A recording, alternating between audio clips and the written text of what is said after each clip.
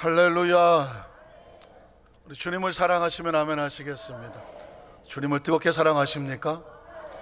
성경이 말씀하시기를 나를 사랑하는 자가 나의 사랑을 입으며 나를 간절히 찾는 자가 나를 만날 것이니라. 주님을 사랑하여 주님께나 우리 모든 성도님들에게 주께서 말씀 가운데 치료하시고 역사하시고 운행하시고 인도하시고 깨닫는 은혜가 임할 줄로 믿습니다. 우리 성가대 지휘자님이 안산 시립합창단에서 단원 활동하시는데 2주 동안 미국에 공연 다녀오시느라고 못 봤어요. 안 보니까 보고 싶대. 우린 예수님 안에서 형제와 자매와 가족이니까 2주 동안 잘 다녀오시고 오늘 이게 또 예배 함께 하신 우리 지휘자님 박수 한번 할까요? 네.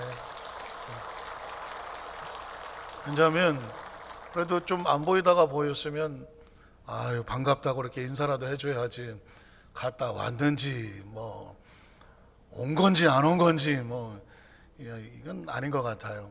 혹시 여러 가지 사정으로 예배에 잘 참석을 못 하셨다가 오늘 또 이렇게 나오신 분이 계신다면 그분들에게도 박수를 드리기를 원합니다.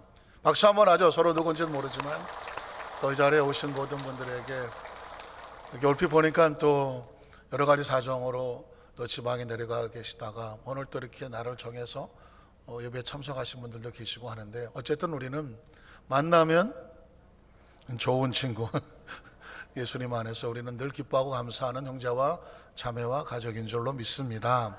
한번 따라 하실까요? 하나님 앞에서 내 뜻을 내려놓아야 축복입니다. 성경은 복 있는 교회에 복 있는 사람이 되라고 말씀하시거든요. 또 복 있는 방법이 성경 속에 기록되어 있습니다. 때문에 하나님 말씀을 복된 말씀, 영생의 말씀이라고 말한단 말이죠. 오늘은 그 말씀의 비밀 가운데 하나님 앞에서 내 뜻을 내려놓아야 복이 되는 말씀을 발견하게 됩니다. 참 어렸을 때 읽었던 책들이 굉장히 커서도 영향을 미치는 것 같아요. 저는 어렸을 때 이솝 이야기를 너덜너덜할 때까지 읽었던 기억이 납니다. 그래서 그런지 지금도 간혹 그 이야기 스토리들이 머릿속에서 그냥 생생하게 맴돌 때가 있습니다. 여러분 다 마찬가지겠지만 이런 스토리를 기억하시나요? 공중에 날아다니는 새들과 땅에 기는 들짐승들하고 싸움이 붙었습니다. 물론 그럴 일 없겠지만 동화니까. 그래서 이 날짐승과 이 들짐승에게 전쟁이 벌어졌는데 이게 한 번은 날짐승이 이기고 한 번은 또 들짐승이 이기고 뭐 일진일퇴를 계속합니다. 그리고 결국은 야 우리가 싸울 것이 아니다. 우리 화해하고 평화롭게 지내자. 행복하게 다시 그 마을에 평화가 찾아온 것이죠. 문제는 뭐냐면 싸울 때는 몰랐는데 평화가 찾아오니까 덜커덕 문제가 생겼습니다. 그건 뭐냐면 박쥐라는 놈이 알고 보니까 날짐승이 막 이길 때는 날개를 펴고 나는 새요 하고 다니면서 이거 박쥐같이 보이는데 이거 그러면서 새들 편에 서서 막 그냥 그쪽에서 들짐승을 공격을 하더니 이번엔 또 들짐승이 이기니까 날개를 딱 쳤고 나는 쥐요 그러면서 또 들짐승 편에서 했단 말이에요. 전쟁이 끝나서 평화가 다가오니까 박쥐는 큰일 났습니다. 왜냐하면 그가 했던 정체가 다 드러난 것입니다. 날짐승들이 보니까 네가 들짐승 편에 나와서 우리 공격했지. 또 들짐승 입장에서 볼 때는 네가 날개 펴고 새처럼 우리를 공격했지. 이제는 뭐 그의 행실이 드러나는 바람에 어디 갈 데가 없어요. 그래서 아시는 것처럼 대낮에는 컴컴한 동굴에서 거꾸로 매달려 갖고 그냥 숨어 지내다가 밤이 돼야 움직이는 서글픈 운명이 됐다는 것이죠. 여러분 어떻습니까? 그래서 세상에 이중적으로 행동하는 사람을 이런 박쥐 같은 놈 할 때가 있는 것입니다. 그런데 그 박쥐가 동굴에만 사는 게 아니라 내 안에 산단 말이에요. 내 안에, 내 생각에, 내 마음속에 살아요. 하루는 하나님 말씀대로 살기를 원합니다. 말씀 안에 막 사는 것 같다가 어떤 때 보면은 내 감정과 기분을 붙잡고 그것이 하나님 뜻이 아님에도 불구하고 또 거기 매달려서 살아간다는 거예요. 그래서 하루는 이쪽 붙었다, 하루는 저쪽 붙었다 하는 모습을 가만히 보면서 우리 안에 안타깝게도 그리스도인들의 심령 속에 이런 박쥐와 같은 모습이 남아있다면 얼마나 힘들까. 때문에 성경 앞에 나와서 우리가 서게 되면 너희가 그렇게 살지 말고 복 있는 삶은 내 뜻과 감정이 아닌 하나님의 말씀과 명령을 붙잡고 사는 거야. 그래서 성경을 계속해서 우리에게 끊임없이 선포해 주고 있습니다. 말씀을 묵상하다가 보니까 그런 상황의 말씀들이 계속 이어져 내려와요. 말씀대로 우린 첫 번째로 사렙다의 지역의 한 과부가 하나님의 말씀대로 붙잡았더니 하늘이 열려지고 하나님의 축복과 기적이 임하게 되는 것입니다. 여러분 잘 아시는 말씀이지만 기억을 더듬어 보겠습니다. 열왕기상 17장 8절로 9절의 말씀입니다. 야훼의 말씀이 엘리야에게 임하여 이르시되, 이 이야기는 뭐냐면 엘리야의 개인적인 판단이나 취향이나 성격이나 감정과 임의대로 움직인 것이 아니다라는 것입니다. 하나님이 말씀하시면 분명한 목적과 이유가 있다는 것입니다. 그 다음 절 보면 너는 일어나 시돈에 속한 사르밧으로 가서 거기 머물러라. 하나님의 명령입니다. 내가 그것 과부에게 명령하여 내게 음식을 주게 하였느니라. 하나님은 계획하고 섭리하시고 이끌어 주십니다. 자, 그 다음 절에 보니까 그가 일어나서, 자, 누구의 말씀대로? 하나님의 말씀대로, 명령대로 사르밧은 곳에 가서 성문에 이를 때에 한 과부가 그곳에서 나뭇가지를 줍는지라. 자, 말씀대로 해야 되겠죠. 그래서 이에 불러 이르되 청하건대 그릇에 물을 조금 가져다가 내게 마시게 하라. 자, 그랬더니 그가 가지러 갈 때 엘리야가 또 그 과부를 불러서 이렇게 말합니다. 또 청하건대 내 손에 떡 한 조각을 내게로 가져오라. 얼핏 보면 물 한 그릇과 떡 한 조각, 지나가는 나그네에게 언제든지 대접할 수 있는데 선지자에게도 그거 대접 못하겠습니까? 아무 문제처럼 없어 보이지만 상황이 좀 다릅니다. 아합 왕의 잘못으로 인하여 3년 6개월 동안 하늘이 닫혀서 비가 내리질 않습니다.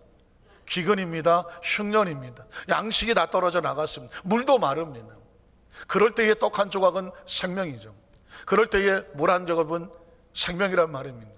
어쩌면 지금 엘리야는 이 과부에게 남은 생명을 가져오라고 말씀하는 것과 같습니다. 그래서 그 다음 절에 보니 과부는 자기 생각을 이렇게 말하는 것입니다. 그가 이르되, 자, 사람의 말에는 생각이 담겨져 있죠. 당신의 하나님 야훼께 살아가심을 두고 맹세하노니, 이건 거짓도 아니고 위선도 아니고 포장도 아니고 아까워서도 아니라는 것입니다. 하나님 앞에 맹세하노니 내가 진실을 말합니다. 나는 떡이 없습니다. 만들어 온 떡은 없습니다. 다만 만들 수 있는 그 가루통에 가루 한 움큼밖에 없고 병에 기름 조금밖에 없다는 것입니다. 그래서 내가 나뭇가지를 몇 개를 주워다가 그걸로 떡을 굽고 빵을 구워서 나와 내 아들을 위해서 마지막 음식을 만들어 놓고 그 후에는 죽으려 하고 있다는 것입니다. 줄 수 있다는 이야기일까요? 형편이 좀 이런 걸 아니까 알아서 딴 데 가서 알아보라는 걸까요? 딴 데 가라는 이야기입니다. 지금 사렙다 과부의 입장에서는 이 마지막 남은 음식을, 남편은 일찍이 여의었습니다. 여자 혼자 살아간다는 것은 그 당시 경제적인 능력이 전혀 없다는 것입니다. 거의 입에 풀칠만 하는 것이고 남은 어린 아들이 하나 있는데 그 아들을 위해서 마지막 음식을 먹이고 어쩔 수 없이 죽음을 선택할 수밖에 없는 처절한 절망이라는 것입니다. 그러니까 이 절망의 마지막 생명만큼은 빼앗지 말아달라는 것과 같죠. 이쯤 됐으면 아마 우리 같으면 알았다고 하고 다른 집을 갔을 것입니다. 그런데 아까도 말씀드렸지만 지금 엘리야는 자기가 임의로 그 집에 들어간 게 아니란 말이죠. 하나님의 명령에 따라 갔습니다. 들어가고 나가는 것은 자신의 선택이 아닙니다. 그래서 엘리야는 안타깝지만 어떻게 보면 매정해 보이지만 하나님 말씀을 계속 이어서 선포합니다. 그 다음 절을 보면 엘리야가 그에게 이르되 두려워하지 마라. 가서 내 말대로 마지막으로 떡을 만들어서 먹고 그것으로 마셔라. 그러나 먼저 그것을 가지고 해야 할 것이 있는데 나를 위하여 작은 떡 한 개를 만들어 내게로 가져오고, 그러면 없잖아요. 그런데도 그 후에는 너와 내 아들을 위해서 만들 수 있는 것이 생겨날 거라는 것입니다. 그 다음 절에 보면 그래서 이스라엘의 하나님 야훼의 말씀이, 오늘 기억하실 것은 하나님의 말씀이 뭐라고 말씀하냐면 나 야훼가 비를 지면에 내리는 날까지, 다시 하늘이 열리는 날까지 그 비어진 통, 마른 병기름 어떻게 할까요? 그 통의 가루가 떨어지지 아니하고 그 병의 기름이 없어지지 아니하리라는 거예요. 자, 이 사렙터 과부는 선택해야 돼요. 현실은 빈통이에요. 빈병이에요. 그런데 하나님 말씀은 말씀대로 네가 나가면 그 기름이 채워질 것이고 가루가 채워질 것이라고 말합니다. 여기서 과부는 선택해야 됩니다. 누구의 생각대로, 누구의 말대로 할 것인가? 성경은 그 다음 절에 보면 이렇게 말하고 있습니다. 그가 가서 엘리야의 말대로 하였더니. 이 사렙터 과부의 이 스토리 속에서 아주 중요한 센텐스, 중요한 주제는 뭐냐면 엘리야의 말대로 하였더니. 물론 엘리야는 자신의 생각이 아닌 하나님의 말씀이었었죠. 말씀대로 하였더니. 한번 따라 하실까요? 말씀대로 하였더니. 말씀대로 하였더니. 오늘날 이 시대 속에서, 아니 앞으로도 마찬가지인데 하나님께서 우리에게 하신 말씀 뭐냐면 말씀대로 하였더니입니다. 그랬더니 그와 엘리야와 그의 식구가 여러 날 먹었으나 야훼께서 엘리야를 통하여 하신 말씀과 같이, 중요한 말이죠, 야훼께서 엘리야를 통하여 하신 말씀과 같이 통의 가루가 떨어지지 아니하고 병의 기름이 없어지지 아니하더라. 저는 이 말씀을 처음에 묵상할 때 젊은 선지자 엘리야가 야속했어요. 아니 벼룩이 간을 빼먹어도 유분수지. 그 힘들고 어려운 과부의 집에서 어린 아들과 함께 마지막 한 끼 먹고 죽으려고 하는 그것을 내놓으라고 얘기하는 것 같았어요. 아니 마치 빼앗는 것 같았어요. 불편했어요. 소위 하나님의 종이라고 하고 선지자라고 하는, 하나님의 말씀을 붙잡았다고 하는 사람이 그 집에 가서 그 어려운 것을 달라고, 아니 안 봐도 뻔하지, 상황이 뻔할 텐데 그곳에 가서 그것을 달라고 말하고, 또 그런 처지를 말했는데 먼저 가지고 와서 먼저 나에게 가져와라, 그러면 너희 곳에 채워질 거다 라고 말씀하는 것 자체가 제 어린 시절에 목회할 때는 굉장히 불편해 보였습니다. 30대 초반에 목회를 하는데 이 말씀의 구절에 왠지 마음이 편치를 않았습니다. 그런데 말씀의 결과를 보면 하나님은 이 과부의 집에 마지막 생명을 빼앗으려는 것이 아니었습니다. 채우시려고 하는 것이었습니다. 여러분, 성경을 통해서 중요한 것은 하나님의 의도를 발견하시길 바랍니다. 하나님이 이 과부를, 그 생명을 빼앗으려는 것이 아니라 그 생명을 연장하고 그 가뭄과 기근 속에서 살아갈 수 있도록 생명을 쏟아 부어주시려고 엘리야를 보냈다는 사실을 꼭 기억하시기를 주님의 이름으로 축원합니다. 여기서 내 뜻을 내려놓고 하나님의 뜻을 붙잡을 때 하나님은 날 죽이려고 하는 게 아니에요. 망하게 하려고 하는 게 아니에요. 나를 비워지려고 하는 것이 아니라 채우시려고 한다는 사실을 기억하시기를 주의 이름으로 축복합니다. 저는 이 말씀을 묵상할 때마다 제가 30대 중반에 담임 목사를 했습니다. 원당교회 담임 목사를 할 때에 다 찌그러져가는 원당에서 화정이라는 신도시로 교회를 2년 안에 옮기게 되었습니다. 정말 하나님 은혜로 옮기게 되었지만 교회를 건축하기 위해서는 성도들이 함께 마음을 모을 수밖에 없었습니다. 그 당시 성도들이 작정 헌금을 하고 눈물로 기도하고 있었습니다. 그런데 제가 능곡이라는 곳에 한 집에 신방을 갔다 왔는데 그 신방한 그 집에서 얼마 되지 않아서 제 사무실에 와서 목사님, 저희 가정이 건축헌금 드리기를 원합니다 라고 말씀하는 것입니다. 제가 만약에 그 집을 신방하지 않아서 형편과 처지를 모른다면, 야, 믿음 좋은 구역자님이 하나님 앞에 예물을 드리나 보다, 드릴 수 있는 여건과 형편이 되는가 보다 라고 말했을 것입니다. 근데 불과 얼마 전에 신방을 갔다 와 보니 단칸방에서 남편은 회사에서 6개월 동안 월급도 받지 못했어요. 어린 딸 둘하고 정말 어렵게 살아가는 집이었습니다. 남편은 그로 인하여 실망하여 교회도 잘 나오지 않았습니다. 그런데 그 집에서 건축헌금을 가져왔어요.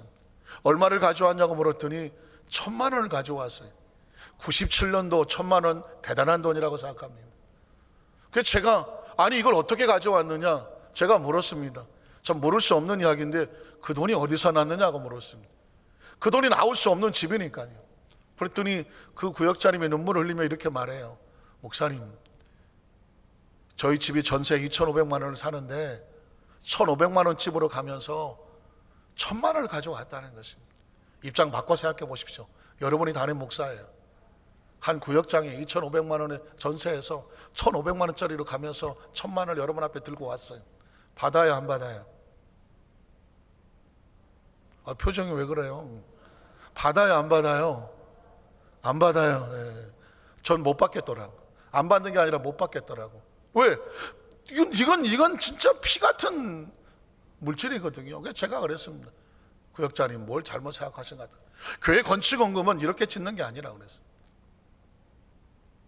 제가 형편 처지를 뻔히 아는데 남편도 6개월 동안 월급도 못 받고 안다. 혹시 당신 남편이 아느냐? 그 집 1,500원짜리 옮기고 1,000만 원 가져온 걸 아느냐라고 남편 핑계 대려고 그랬어요. 남편이 반대했을 것 같아요. 근데 뭐라고 말하냐면 남편이 허락했다는 것이. 제가 빠져나갈 구멍이 없는 거예요. 그래도 그랬어요. 난 못 받는다. 난 이건 못 받는다. 하나님은 그런 하나님이 아니라고 생각한다. 근데 그 구역장님이 저에게 목회학을 가르치더라고요. 목사님, 뭘 착각하시는 모양인데 이 돈은 목사님한테 드린 돈이 아니라는 것입니다. 하나님의 성전을 짓는데 하나님 백성이, 하나님의 성도가 하나님께 드리고 싶어서 우리 남편하고 가족이 결정해서 한 거라는 것입니다. 목사님이 하실 건 축복 기도만 해달라는 것입니다. 그때 전 뒤통수를 맞았어요. 내가 어줍잖게 계산을 했어요. 어줍잖게 그 구역장님을 동정을 했어요.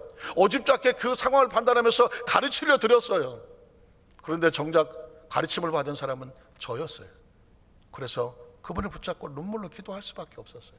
정말 처절하게. 하나님, 피 같은 돈입니다.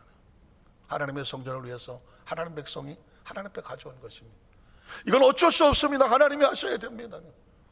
눈물로 그 장면이 지금도 생생해요. 부끄럽기도 했었고 제가 충격도 받았고 제가 제 계산을 벗어나는 그런 상황이었습니다. 그 이후에 그 집사님은 집으로 돌아가셨고 한동안 전 정신이 없었어요. 이 상황을 어떻게 해석할지를 몰랐어요. 그런데 그 이후에 벌어지는 걸 보니까 하나님의 역사는 좀 신기했어요. 남편이 교회를 나오기 시작합니다. 그리고 집은 1,500만 원짜리로 화전이라는 곳, 지금은 뭐 아파트촌이 됐지만 정말 빈민촌 같은 곳으로 이사를 갔습니다. 공동변소 하나 있고 따박따박 그냥 부록으로 지어놓은 집들이 있는 그런 곳에 이사를 갔어요. 그런데 그곳에서 8집을 전도합니다. 그곳에 있는 사람이 하나도 없었는데 이 구역장에 가서 그들 다 전도하니까 마치 기다리는 듯이 막 달려 나오더라고. 그래서 구역장이 지역장을 돼요. 근데도 막 신이 나서 다녀요. 그리고 얼마 있다 또 어떤 일이 벌어진지 아십니까? 목사님 기도해 주세요. 왜 그랬더니 임신했대. 아니 지금 막내딸이 10몇 살인데 딸만 둘이 있는데 임신을 했다는 거예요. 그래 기도해 달래. 기도해 주죠. 근데 그 남편이 또 날딸이 돼서 이렇게 말하는 거예요. 사실은 꿈에 이 태몽을 그 남편이 꿨다는 거예요. 목사님이 밤에 와서 자기한테 아들을 하나 넘겨주고 가더래요. 그러면서 애 이름을 뭐라고 지어야 되냐면 그건 자기가 못 짓겠대. 목사님이 주셨으니 목사님이 저한테 지어달라고 그러더래요. 저 밤에 돌아다니는 없고 남의 집에 애 던져주고 이런 거 안 해요. 근데 그 남편이 부인이 꿨다 그러면 워낙 신앙이 좋아갖고 근데 남편이 꾼 거예요. 그래서 남편이 목사님한테 가서 이름 줘달라고 그러라고. 그때 제가 예수님 찬양 막 부르고 내려왔거든요. 사무실 가는데 목사님 뭐 얘기하면서 우리 애 이름 줘주래요. 남편이 줘갖고 오래요. 예수님 찬양 예찬이라고 그래요. 예찬이. 예찬이 됐어요. 예찬이. 그래서 하고 그리고 이제 아들을 낳고 그리고 나중에 그 두 딸은 하나는 건대 법대를 졸업해서 변호사 시험 본다고 갔고 둘째 딸은 신학을 공부해서 여의도교에 있는 전도사님이 결혼했는데 벌써 몇 년 전이니까 목사 안수 받고 목사님 사모님이 됐죠. 그분은 나중에 신학을 해서 목사님이 됐어요. 파주를 가다가는 길에 교회를 개척해갖고 지금 담임 목회를 하고 있어요. 그러니까 제가 얼마나 제 머리가 짧았어요. 그 1,000만 원이라는 돈이 너무 커 보여서 나는 그건 하나님께 가져온 돈이 아니라고 계산을 했는데 알고 보니까 하나님은 세월이 지나서 보니까 그 집에 남편의 자녀의 복을 다 주시려고 계획을 하고 있었고 그게 눈물의 씨앗이었던 거예요. 나는 어줍잖게 하나님이 그 집에서 그걸 뺏어가시려고 생각한다고 생각했는데 알고 보니 하나님께서는 빼앗은 것이 아니라 채워주셨더라고. 기억하십시오. 하나님은 하나님 백성에게 뺏어가시는 분이 아니에요. 채워주시는 분이에요. 제가 쓸데없이 엘리야를 오해했는데 알고 보니까 하나님은 채워주시려고 했었습니다. 그건 하나님의 뜻을 자기 뜻 앞에서 자기 뜻을 내려놓고 뜻에 순종했기 때문입니다. 치료 역사도 마찬가지입니다. 자기 뜻이 아닌 하나님의 뜻을 붙잡아야 치료 역사가 나타납니다. 나만 장군이라고 하는 사람은 바로 그런 체험을 받았습니다. 열왕기 5장 8절로 9절에 보니까 여러분 아시는 것처럼 나만 장군이라는 사람은 수리아, 오늘의 시리아죠.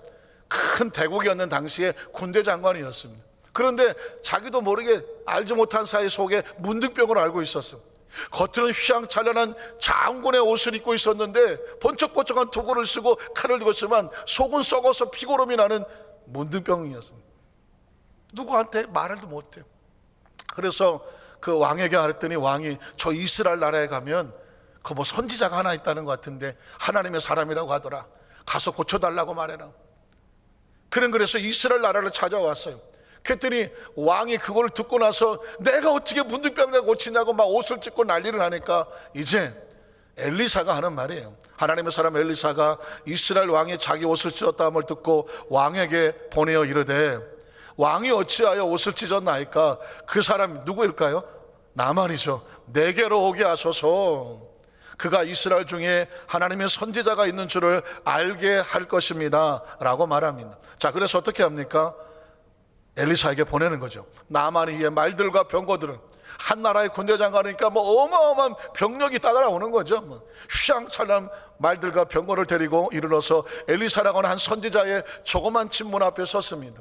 나만을 오면서 무슨 생각을 했을까요? 이 정도의 내가 가면 아마 화려하게 나를 맞아줄 거다, 이런 생각을 했을 것입니다. 자, 근데 문에 보니까 성경은 놀랍게도 이렇게 말하고 있습니다. 엘리사가 자기가 나온 것도 아니죠. 한 사자를, 성경에 보면 몸종이라고 되어 있습니다. 몸종을 그에게 보내어 이르되 너는 가서 요단강에 몸을 7번 씻으라는, 요단강에 갑옷을 벗고 7번을 씻어라. 그러면 네 살이 회복되어 깨끗하리라 하는 줄 아는. 참 나만이 볼 때 기가 막힌 것입니다. 그의 반응을 한번 볼까요? 그 다음 절을 보면 나만이 화가 났습니다. 그리고 마차를 돌렸습니다. 이유가 뭐냐면 내 생각에는, 여러분 밑줄을 치셔야 돼요. 내 생각에는 나만은 자기 나름대로 생각이 있었습니다. 선입견이 있었습니다. 적어도 나한테는 이렇게 대접해 줘야지, 나 정도는 이렇게 대접을 해줘야지, 그리고 이렇게 해줘야지라고 하는 생각이 있었는데 그 생각이 뭐냐면 지가 하나님의 선지자지만 이게 내가 군대 장관이 나왔으니까 본인이 직접 나와야지. 직접 내게로 와서 그리고 서서 말해, 서서. 그리고 그의 하나님 야훼 이름을 부르고 그의 손을 그 부위에 흔들어 나병을 고칠까. 뭔가 화려하고 뭔지는 모르겠지만 최선을 다해서 땀을 뻘뻘 흘리면서 예식을 행하면서 자기를 위해서 정성을 쏟아서 뭔가 치료 예식을 해줄 걸로 기대했다는 것입니다.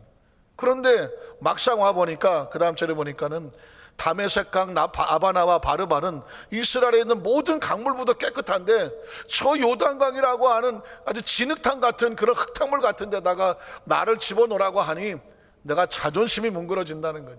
내가 물속에 들어가서 나을 것 같으면 더 깨끗한 물에 들어가지. 그러면서 그 다음 절은 이렇게 말하는 거죠. 내가 거기서 몸을 씻으면 깨끗하게 되지 않겠느냐 하고 몸을 돌려 분노하여 다시 수리아로 떠나려고 하십니다.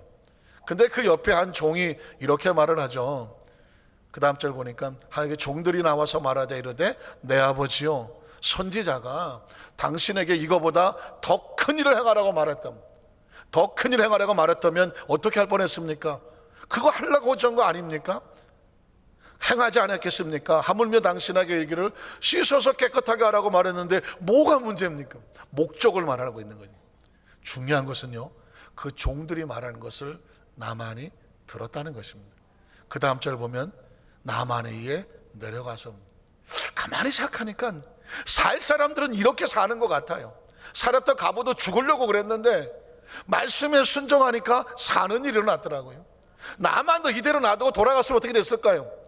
아마 그 갑옷 벗어 던지고 문둥병자로 삶을 마쳤을 것입니다. 그런데 이 사람이 살려고 그랬든지 마음이 바뀌었어. 그 종이 말하는, 여러분 어깨에다 별 4개 달아보십시오. 맞박에 4개, 한 12개 달아보십시오. 세상에 무서운 게 뭐가 있을까요? 자존심 하나로 버티는 거 아닙니까? 군 출신들 그렇지 않아요? 자존심 별 한 14개 갖다 붙여보셔. 어마어마하지. 그런데 그 자존심으로 사는 사람이 옆에서 말하는 종이 한마디 한다고 듣겠습니까? 쉽지 않은 이야기입니다. 그런데 어떻게 해서 어떻게 되었을까요? 살라니까요. 여러분 혹시 그런 거 아시나요? 인생을 살다 보면 어떤 사람은 살 사람은 살더라. 동의하십니까? 살 사람은 살더라고요. 어떤 사람은 살 기회가 있는데도 아휴 좀 살 기회가 있었는데 아깝다. 그게 우리가 쓰는 말이에요. 그 성경이 이제 가만히 보니까 나만 장군이 왜 거기서 마음을 돌렸을까? 뭐 하려니까? 살라니까. 그래서 산 거예요. 나만 위에 내려가서 하나님의 사람의 말대로, 하나님의 사람의 말대로, 마치 사렙떡 과부가 하나님의 사람의 말대로 말씀드렸던 것처럼 역시 나만도 마찬가지예요. 하나님의 사람의 말대로 요단강에 7번을 몸을 담그니 얼마나 처참하고 초라하고 자존심 무너지고 창피하고 부끄러웠을까요? 그러나 그는 더 이상 그 주위의 수야의 부하들을 보지 않아요. 말씀 앞에 자기를 내려놓고 순종하여 7번을 씻게 되었습니다. 그랬더니 그의 살이 어린아이의 살같이 회복되어 어떻게 되었더라? 깨끗하게 되었더라. 전 여기서 또 발견합니다. 하나님은 지금 이 나만 장군을 망신 주려고 합니까? 치료하려고 합니까? 치료하려고 하는 거예요. 가끔씩 우리 하나님 앞에서 어떤 일을 당할 때 마치 망신 주려고 하는 것 같아. 나를 괴롭히려고 하는 것 같고 나를 못 살게 굴려는 것 같은 그런 연단과 시련이 다가올 수도 있어요. 창피해 죽겠고 수치스러워. 왜 나한테 이러지? 하는 생각이 있을 수 있어요. 화가 나서 뒤로 돌아가고 싶을 때도 있어요.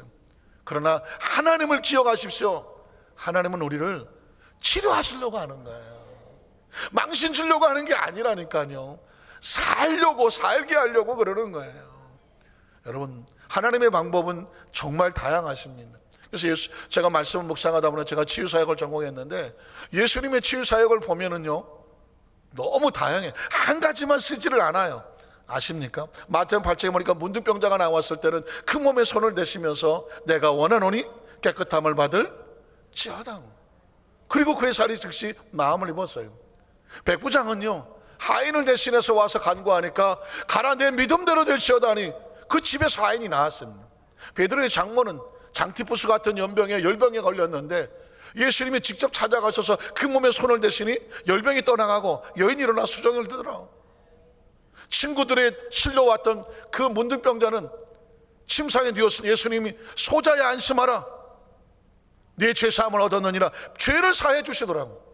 죄사함을 받으니 병이 낫더라고요. 혈루증 걸린 여인은 어떻습니까? 사람들 틈에 와서 예수님이 손을 댄 게 아니라 그가 와서 예수의 몸에 손을 대었더니 혈루의 근원이 마르고 그의 병이 떠났더라고 말씀하고 있습니다. 그러니까 예수님의 지금 치료 역사는요 너무 다양한 거예요. 한 바디모에게는 정말 내가 너에게 뭐 해주기 원하느냐? 아니 소경이 뭘 원하겠어요? 눈뜨기 원하지. 그러나 물었어요. 뭘 원해? 묻더라고요. 눈뜨기 원합니다. 그러면 내가 널 고칠 수 있다고 믿느냐? 믿나이다. 고백하고 나서 내 믿음대로 될지어다고 말합니다. 한 문둥병자는 진흙을 이겨서 눈에 대고 실로암 가서 씻으라고 말했습니다. 그리고 어떤 귀머거리는 손으로 귀에 대고 열리라고 말하니까 귀가 열렸습니다. 그러니까 지금 예수님의 사역은 너무 다양한데 이유가 있어요. 이유가 뭔지 아십니까? 사람은요 테크닉을 원해요. 어떤 거 하나 이게 된다 그러면 그걸로 어떻게 쇼부를 보려고 해요. 그걸로 승부를 보려고 해요. 그런데 하나님이 원하는 것은 테크닉이 문제가 아니에요. 하나님 앞에서 말씀에 순종하여 나가느냐가 중요해요. 저도 치유사역을 하면서 딜레마가 뭐냐면 어떻게 하면 낫는다 뭐 기술이 있어야 되겠는데 이게 아닌 거예요. 어떤 사람은 안수하는데 안수해서 나요. 어떤 사람은 안수해서 안 나요. 왜? 이건 내가 하는 게 아니라는. 어떤 사람은 예배 중에 나요. 예배하는데 많은 말씀을 듣는데 막 하나님께서 불을 주시는 것 같아서 목사님이 말씀 듣다가 났다고 해요. 어떤 사람은 예배 후에 기도하다가 나요. 어떤 사람은 찬양하다가 중풍병이에요 분명히. 그런데 예수님 찬양 율동하면서 막 손을 흔들다가 났더라고. 그러니 이건 어떻게 할 수가 없어요. 어떤 사람은 병원에 가서 안수해서 낫기도 하고 어떤 사람은 정말 신기한 거는 나가다 여러분 악수하죠. 악수하다가도 나요.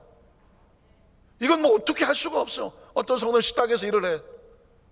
식당에 일하는 사람은 이 손팔이 이게 생명이잖아요. 너무 일하다 보니까 인대가 늘어났어. 이게 막 기부스 같은 거 갖고 이거 나가서 일을 해야 되는데 안 하면 일당은 못 버는데 하다 안 되니까 목사님이 앞으로 나가서 할 때 목사님 악수할 때 하나님 낫게 해주세요. 그건 본인 믿음이에요. 저는 잘 몰라요. 그런데 그 기부스한 손을 악수한 기억은 있어요. 그 다음 주에 와서 말하는 거예요. 제가 그렇게 기도했고요, 하나님이 그 악수하고 나가는데 소리 나왔다는 거예요. 다행히 아멘 하셔서 정말 다행인데 아무도 안 했으면 어떡할 뻔했습니다. 그러니까 이건 저하고는 전혀 의미가, 저와 의사와 상관이 없는 거예요. 하나님 어떻게 치료하실지는 하나님 방법대로 쓰시는 거예요. 우리가 예상하면 안 돼요. 나만은 자기가 예상을 했어요. 이렇게 해주시라고 믿었는데 왜 이렇게 하느냐, 서운하다고 말했어요. 근데 하나님 말씀하시길 이 방법이 아닌, 이 방법은 하나님의 주권인 거지. 정말 신기한 건 뭔지 아십니까? 어떤 분이 와서 이렇게 간증해요. 목사님이요 꿈에 오셔서 안수해 주셔갖고 자기가 낫대. 저는 밤에 절대로 돌아다니지 않습니다. 근데 그건 왜 그런 일이 일어났느냐? 그분이 기도하시는 거예요. 그분의 믿음을 가지고 기도하는 가운데 하나님께서 꿈속에 주의 종의 모습으로 나타나셔서 안수해 주고 가는 거예요. 그러니까 그건 하나님께서 그렇게 사용하시는 거지. 왜 나는 꿈에 아무도 안 오시느냐? 그건 내 책임이 아니에요. 그건 하나님의 영역이죠. 이유를 알겠어.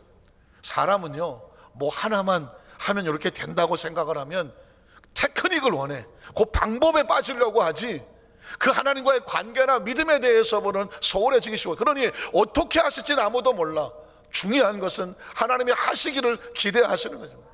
베데스다 연못에 만약에 거기 들어갔다 나오면 다 치료받는다?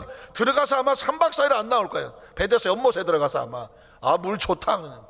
물의 능력이 있는 게 아니에요. 천사가 동할 때예요. 동할 때 들어가는 거예요. 언제 동할지를 모르니까 기다리고 있더라는 것이죠. 마찬가지입니다. 하나님이 언제 역사하시고 운행하시는 아무도 몰라. 중요한 것은 뭐냐면 그의 말씀에 순종하여. 그래서 나중에 내가 이렇게 했더니 내가 낫더라 그 말이 없는 거예요. 누가 기도했더니 낫더라 그 말이 없는 거예요. 왜? 하나님이 친히 주관하셨기 때문에 그렇습니다.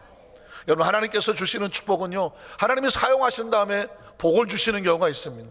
세 번째로 베드로가 받은 기도의 축복은 그런 모습입니다. 누가복음 5장 1절로 4절을 보니까 무리가 몰려와서 하나님 말씀을 들을새 예수는 게네사렛 호숫가에 서서, 호숫가에 배 두 척이는 베드로의 배척이 하나 있었습니다.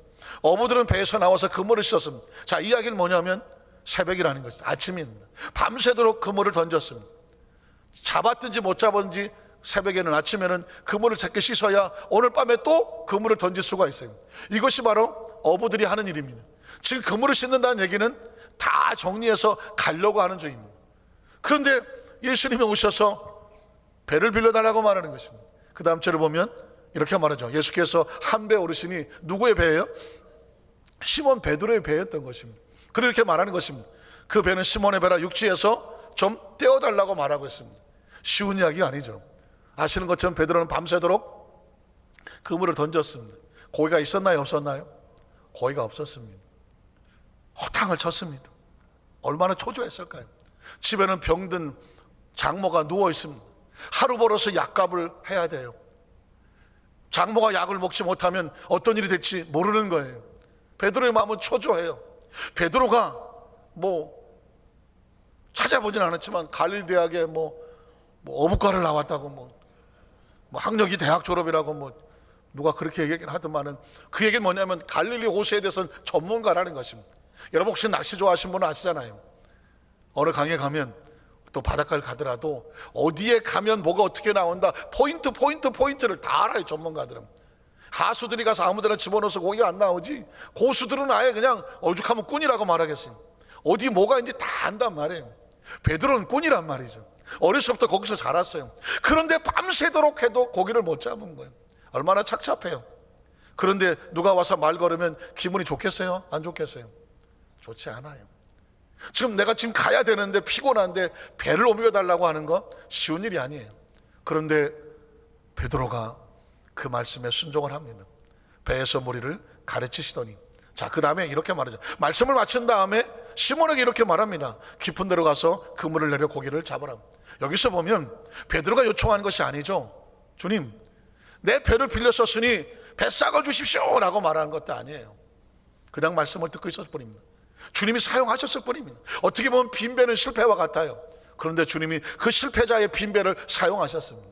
만약에 고기가 잔뜩 있었으면 쓸 수 있었을까요? 없었을까요? 사용할 수 없었어요. 그런데 때로 우리의 실패가 하나님 안에서는 축복이 될 수가 있어요. 사용하시면. 베드로의 빈배는 실패인데 주님은 그 실패를 사용하셔서 복 있게 하시는 것입니다. 그 다음에 말씀하시기를 고기를 잡으라고 말합니다. 자, 그 다음 절을 보면 이렇게 말하죠. 시몬이 대답합니다. 반응이 좋았을까요? 썩 좋은 반응은 아닐 거예요. 선생님, 우리들이 밤이 새도록 수고를 했습니다. 그런데 잡은 것이 있나요? 없어요? 없었다고 말하고 있습니다. 그 얘기는 뭐냐면 안 된다는 이야기입니다. 근데 베드로가 자기 뜻을 내려놓아요. 그렇지만 말씀에 의지하여. 여러분 혹시 밑줄 치고 싶으면 여기에 쓰셔야 되는 겁니다. 말씀에 의지하여. 그러니까 이 말씀은 지금 시대는 다르죠. 등장인물도 달라요. 사렙다 과부, 나만 장군, 베드로 다 다른 사람들이에요. 그런데 원리는 하나예요. 말씀에 의지하여. 말씀에 따라서. 우리가 사는 삶의, 인생의 삶에 분명히 원칙이 하나 흐르고 있다는 것입니다.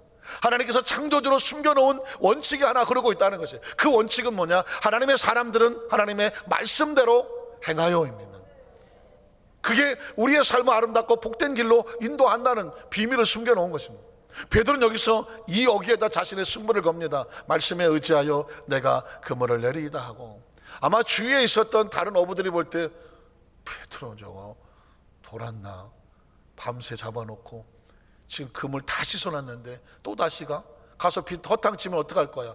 아이고 한나절 동안 그거 하다가 잠도 못 자고 오늘 밤에 또 허탕 치겠네. 이미 다 예산을 했을 것입니다. 그런데 성경은 이렇게 그 다음 절을 말하고 있습니다. 그렇게 하니. 또 밑줄 치셔야 돼요. 그렇게 하니. 한번 따라 하실까요? 그렇게 하니. 그렇게 하니. 여러분의 신앙생활 가운데 오늘 말씀을 듣고 돌아섰는데 목사님 뭐라고 말씀했지? 혹시 잘 생각 안 나더라도 이건 생각했으면 좋겠어요. 그렇게 하니. 그렇게 하니. 베드로가 말씀대로 그렇게 하니. 왜? 그렇게 하니가 베드로의 운명을 바꿔놓았습니다. 뭐라고 바꿔놓습니까? 그렇게 하니 고기를 잡은 것이 심이 많아 그물이 찢어졌다라고 말하고 있습니다. 그리고 더 놀라운 것은 그 옆에 뭐라고 말할까요? 7절 다른 배에서, 다른 배 뭐라고 해요? 손가락질하고 비웃고 아이고 어떻게 되나 보자고 했던 동무들에게도 손짓하여 와서 도와달라고 하니 그들이 와서 두 배의 체험에 잠기게 되었다고 말하고 있습니다. 사랑하는 성도 여러분, 하나님이 쓰셔야 돼요. 오늘 저와 여러분이 이만큼 인생을 살다가 우리가 왜 태어났을까? 혹시 그런 질문 해보지 않습니까? 우리가 왜 태어났을까? 성경은 말합니다. 하나님께서 내 영광을 위하여 창조한 자, 내 이름으로 불리우는 그들을 내게 오게 하라. 내가 그들을 창조하였고 내 영광을 위해서 만들었니라는 거예요. 그러니까 우리의 목적은 하나님께 영광을 돌리도록 만들어진, 그가 우리를 사용하셔야 돼요. 미국에 혹시 다녀보시면 아시겠지만 제법 그래도 규모가 있는 집에 진실한 크리스찬들은요 방 하나를 따로 만들어 놓습니다. 혹시 그 방 이름을 아시나요? 게스트룸이요. 엘리야의 게스트룸이라고 말합니다. 수넴 여인이 엘리야를 위해서 방 하나를 따로 만들어 놓습니다. 엘리야는 이스라엘 전역을 다니면서 하나님 일을 하는 사람이에요. 혹시 오고 가다가 머물 곳이 필요하면 이 집을 쓰십시오 해서 만든 게스트룸, 손님이 머무는 방이 하나 있는데 그게 엘리야의 게스트룸이에요. 이 청교도의 정신으로 세워진 미국의 사람들은 항상 집을 지을 때 하나님 우리 집을 쓰신다는 인식이 있어요. 하나님께서 그래서 교회에 모여서 뭔가 교회에서 무엇이 필요하다라고 하면, 장비가 필요하다 아니면 뭐가 필요하다고 하면 서로 우리 것을 써주십시오. 서로 모여서 그 행사를 치르면서 일을 했고, 그 교회에 손님들이 온다든가 외부 선교팀이 온다고 하면 성도들이 각자 자기들의 엘리야의 게스트룸을 내어줬습니다. 우리 집에 와서 머물, 그동안 그들은 주님을 대접하는 마음으로 그 선교팀들을 대접해서 사역을 할 수 있도록 만들어 주었습니다. 그걸 기뻐하고 자원했습니다. 얼마나 귀찮고 힘든 일입니까? 때로 돈이 들어간 일이거든요. 그러나 그들은 마다하지 않았습니다. 왜? 하나님이 쓰신다는 것입니다. 그것에 대한 기쁨과 감사와 보람이 있었습니다. 우리 안산교회 성도들 가슴 속에 내가 삶을 살다가 주께서 나를 사용하시는 축복이 있기를 원합니다. 내 시간이 필요하시다면 내 시간을 써주시고, 내가 이런 기술이 있다 그러면 주님 내 기술을, 내 달란트를 사용해 주시라고. 또 때로 내가 뭐 물질이 있다고 하면 내 물질을 하나님께 쓸 수 있다면, 왜? 어느 정도가 되면 물질을 쓰고자 하는데 그 물질에 대한 의미와 가치가 필요하잖아요. 어려운 사람을 도울 수도 있으며 다른 사회에 공헌할 수도 있습니다. 그러나 하나님의 사람들은 하나님의 나라에 쓰여지는 물질 되기를 소원합니다. 우리의 삶의 생명도 마찬가지 아닌가요? 내 생명이 살아 숨쉬면서 나라는 존재가 하나님의 나라 속에서 크든 작든 문제가 아니에요. 어떤 모습인지 주님이 필요할 때에 쓰여질 수 있는 통로가 되게 하여 주시옵소서. 오늘 네 번째로 주께서 보여주는 것은 예수님의 원칙입니다. 이 원칙이 결론이에요. 예수님께서는 자신의 뜻을 이렇게 내려놓았습니다. 마태복음 26장 36절로 38절에 보니까 예수께서 제자들과 함께 겟세마네 곳에 이르러 제자들에게 이르시되 내가 저기 가서 기도할 동안에 너는 여기 앉아라 있으라 하시고, 자, 예수님께서 고민하시죠. 베드로와 세베대의 두 아들 데리고 가실새 고민하고 슬퍼하사. 자, 충격적이죠. 예수님이 왜 고민하실까? 결국 주님의 뜻과, 그러니까 육신의 뜻과 하나님의 뜻이 부딪히는 거죠. 이에 말씀하시되 내 마음이 매우 고민하여 죽게 되었으니 너는 여기 머물러 나와 함께 깨어 있으라 하시고, 그리고 조금 나가서 얼굴을 땅에 대시고 엎드려 기도하여 이르시되 내 아버지여, 만일 할 만하시거든 이 잔을 내게서 지나가게 하옵소서. 내 뜻입니다. 내 뜻이. 왜? 육신은 힘드니까, 어려우니까, 죽음이 두렵고 피하고 싶으니까, 그리고 죄를 지어 하나님으로부터 외면당하는 처절한 영적인 단절의 고통은 너무나 무서운 것이니까. 그러나 예수님은 이렇게 고백합니다. 그러나 나의 원대로 마시옵고 아버지 원대로 하시옵소서. 이게 십자가의 의미예요. 내 뜻대로 마시옵고 아버지의 뜻대로 되기를 원하나이다. 십자가는 바로 내 뜻을 내려놓고 주님의 뜻을 선택하는 것입니다. 그리고 예수님은 십자가를 짊어지시고 계속 이어나갑니다. 뭐라고 말씀하실까요? 한번 읽어볼까요? 그 다음 절을 보면 제자들에게 오사 그 자는 걸 보시고 베드로에게 말씀하시되 너희가 나와 함께 한 시간도 이렇게 깨어 있을 수가 없더냐. 시험에 들지 않게 깨어서 기도하라. 마음에 논의로되 육신이 약하도다 하시고, 다시 두 번째 나가 기도하여 이르시되 내 아버지여, 만일 내가 마시지 않거든 이 잔이 내게서 지나갈 수 없거든 아버지 원대로 되기를 원하나이다 하시고, 다시 오사 보시는 그들이 자니 이는 그들의 눈이 피곤함이라. 또 그들을 두시고 나가서 세 번째 같은 말씀으로 기도를 하신 후 이에 제자들에게 오사 이르시되 이제는 자고 쉬라. 보라 때가 가까이 왔으니 인자가 죄인의 손에 팔리느니라. 일어나라 함께 가자. 한번 따라 하실까요? 일어나라 함께 가자. 전 이렇게 들려요. 물론 예수님이 고난당한 자리에 함께 가자고 들렸지만 이렇게 들려요. 내 뜻을 내려놓고 아버지 뜻을 순종하러 간다. 너희도 일어나라 나와 함께 가자. 오늘 저와 여러분의 삶의 현장 가운데 하나님의 축복은요, 사렙과 과부는 빼앗는 것이 아니라 채워주신 하나님, 망신 주시는 것이 아니라 살려주시고 치료하신 하나님, 그의 빈배를 실패를 축복으로 바꿔주신 하나님, 그리고 우리에게 일어나라 함께 가자고 우리에게 요청하시고 명령하시고 다가오신 예수님, 오늘 저와 여러분의 삶의 현장 가운데도 내 뜻을 내려놓았는데 하나님이 채워주시고 치료하시고 사용하실 축복이 마시기를 주님의 이름으로 축원합니다.